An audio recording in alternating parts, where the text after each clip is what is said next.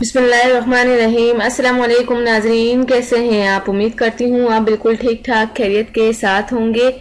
ناظرین، ماہ سفر کے متعلق کچھ بتانا چاہتی ہوں کہ واقعی ماہ سفر جو ہے بلاؤں کا مہینہ ہے، تو ہم اس سے کیسے بچ سکتے ہیں؟ ناظرین، یہ بہت زیادہ بلاؤں کا مہینہ ہے۔ اس مہینے کے آتے ہی ہمارے نبی حضرت محمد صلی اللہ علیہ وسلم پریشان ہو جایا کرتے تھے اور اس کے جانے پر خوش ہوتے تھے۔ اور ایک حدیث میں آیا ہے کہ حضور محمد صلی اللہ علیہ وسلم پر جب اس مہینے میں مصیبتوں کے پہاڑ ٹوٹے تو آپ نے فرمایا، جو شخص مجھے سفر کے مہینے کے گزر جانے کی خوشخبری سنائے تو میں اسے جنت کی بشارت دوں گا۔ تو ناظرین، یہ مہینہ بہت ہی آفت و بلاؤں کا مہینہ ہے۔ لاکھوں بلائیں آسمان سے زمین والوں کے لیے اترتی ہیں۔ تو ناظرین، اس کے لیے ہمیں زیادہ سے زیادہ استغفار کرنا چاہیے، اور ان آفات سے بچنے کے لیے ہمیں ماہ سفر میں نوافل پڑھنی چاہیے۔ نبی اکرم صلی اللہ علیہ وسلم کی تعلیمات کے مطابق جو شخص ان آفات سے بچنا چاہے تو سفر کی پہلی رات جب چاند نظر آ جائے تو نماز عشاء کے بعد 4 رکعت نفل نماز ادا کرے، جس کا طریقہ یہ ہے کہ پہلی رکعت میں آپ سورہ فاتحہ کے بعد قل یا ایھا الکافرون قل یا ایھا الکافرون کی صورت 15 بار پڑھیں، اور دوسری رکعت میں قل ھو اللہ احد 15 بار پڑھیں، اور تیسری رکعت میں قل اعوذ برب الفلق 15 بار پڑھیں، اور چوتھی رکعت میں قل اعوذ برب الناس 15 بار پڑھیں، اور سلام پھیرنے کے بعد ایاک نعبد و ایاک نستعین 70 بار اور 100 بار استغفار کریں۔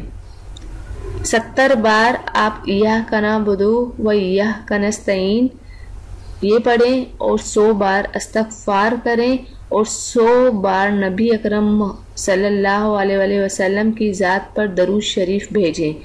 اس کے بعد سجدے میں جا کر اپنے جو گھر والوں ہیں اور پوری امت مسلمہ کی بھلائی کے لیے آپ دعا کریں۔ سجدے میں جا کر انشاءاللہ تعالی آپ ان بلاؤں سے محفوظ رہیں گے، اور انشاءاللہ ان نفلوں کے صدقے اللہ رب العالمین اس مہینے کی نازل ہونے والی آفات سے آپ کو محفوظ رکھے گا۔ اگر اللہ نے آپ کو توفیق دی ہے تو اس طریقے سے آپ دوسری مختلف راتوں میں بھی یہ نفل ادا کرتے رہیں۔ حضور محمد صلی اللہ علیہ وسلم نے فرمایا ہے کہ انسان کی جسم میں 360 جوڑ ہوتے ہیں۔ ہر مسلمان کو روزانہ اپنے جسم کے ہر جوڑ کا صدقہ دینا چاہیے، جیسا کہ سبحان اللہ بھی ایک صدقہ ہے، الحمدللہ بھی ایک صدقہ ہے، اللہ اکبر بھی ایک صدقہ ہے، راستے سے تکلیف دہ چیز ہٹا دینا بھی ایک صدقہ ہے، اپنے مسلمان بھائی سے خندہ پیشانی سے ملنا اور سلام کرنا بھی ایک صدقہ ہے۔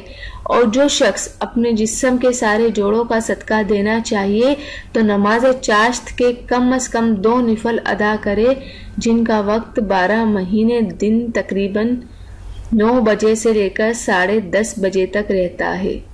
اس نماز کے پڑھنے والے پر ہمیشہ رزق کی فراخی رہتی ہے، اور وہ رزق کبھی کم نہیں ہوتا۔ تاجدار مدینہ صلی اللہ علیہ وسلم نے فرمایا ہے کہ ہمیشہ آنے والی آفات و بلائیات اور پریشانیوں سے بچنے کے لیے اپنے مالک حقیقی کی ذات کا حق ادا کرتے رہنا چاہیے، اور اپنے رسول اکرم صلی اللہ علیہ وسلم کی ذات کا حق ادا کرتے رہنا چاہیے، اور آخر میں اپنی ذات کا حق بھی ادا کرنا چاہیے۔ وہ اس طرح کے روزانہ آپ 100 بار تیسرا کلمہ پڑھ لیں۔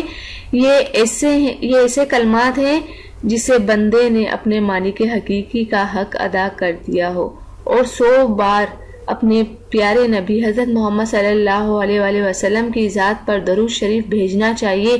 یہ ایک ایسا عمل ہے جس امتی نے اپنے نبی کا حق ادا کر دیا۔ تو ناظرین، ہم ایسے تو حق ادا نہیں کر سکتے، ہم تو بہت گناہ گار ہیں۔ ہم یہ تسبیحات پڑھ کے ہم یہ حق ادا کر سکتے ہیں، اور یہ 3 تسبیحات اپنی زندگی کا معمول بنا لیں، یعنی روزانہ یہ 3 تسبیحات پڑھتے رہیں۔ مرنے سے پہلے اللہ رب العالمین اسے اپنے دوستوں میں شامل کر لیتا ہے۔